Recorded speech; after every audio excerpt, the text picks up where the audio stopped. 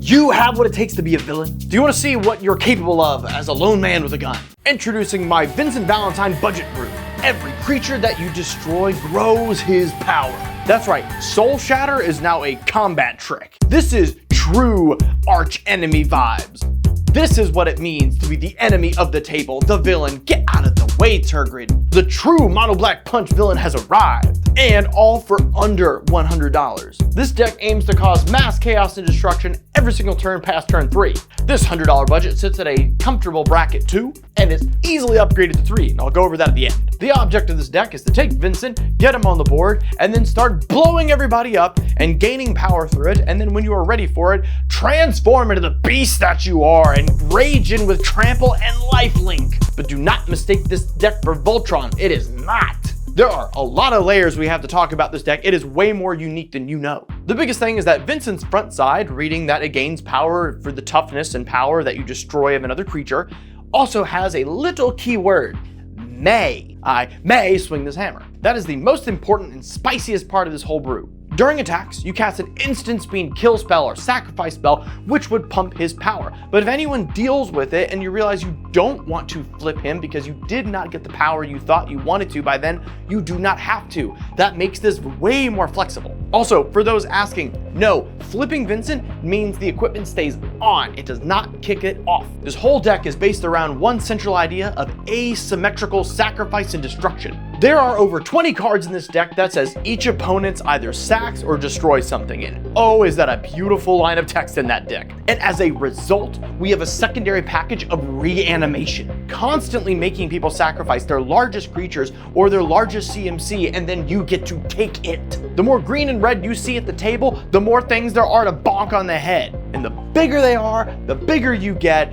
and the harder they'll fall. A single 3-mana Fleshbag Marauder could net you dozens of power onto your commander. Like, the value here with these cards, these 35-cent at near mint cards give you is insane in tandem with this commander. Next to me are all the creatures. Almost all of them say when they enter the battlefield, each opponent sacrifices or destroys a creature. Then, once their purpose has been used, they're sack fodder for you, baby. Going on to our instants and their sorceries, we also have a lot that do that, and the best one being Soul Shatter, a 3-mana instant speed sack the 3 most powerful creatures on the battlefield. Well, one for each opponent, that is. That stands to gain you at least 21 power on turn 5 or 6.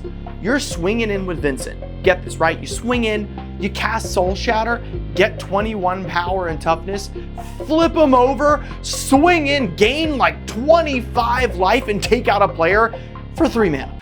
For 3 mana! Now, normally, you do not want to flip Vincent until you have at least 21 power, because that is how you're going to knock people out with Trample, with your lifelink, and keep swinging in. And hey, if someone tries to be like, hey, let's target him, boo-hoo, I'm gaining 21 health every turn. But now that you're swinging in and gaining massive amounts of life, it's time to start using it, baby. Life is a resource. One of the favorites at this budget level is Unspeakable Symbol. It allows you to pay life for power, deal more damage, gain more life. It works out in the end on this budget. Obviously, you can go up to bracket 3 and go get Hatred. It's a little more expensive. But we also have a lot of cards like Grasp and Sign in Blood and things like Feed the Swarm that will use our life total that we're constantly gaining in order to trade off for good value, all the while still growing Vincent. But let's say getting up to that 21 is really not gonna happen this game. Let's say it's a lot of control or some enchantment decks and there's just not a lot of creatures to destroy.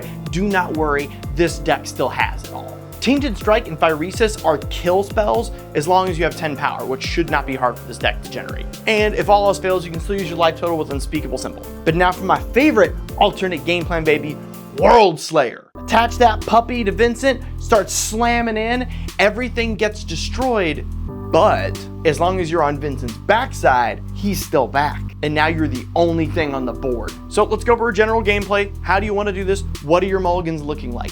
You want at least 3 swamps in your opening hand, or at least a way to get the 3rd land. I like to try to find at least 1 mana rock or something that gives me an extra land, one thing that says each opponent sacks or destroys a creature, and then if I'm lucky, a piece of equipment. So in general, it's very safe to mulligan down to 5. 3 lands, something that says opponents destroy or sack, and then 1 piece of equipment. Most decks like this can't go down that low in hand size. You normally need a lot to keep resilient.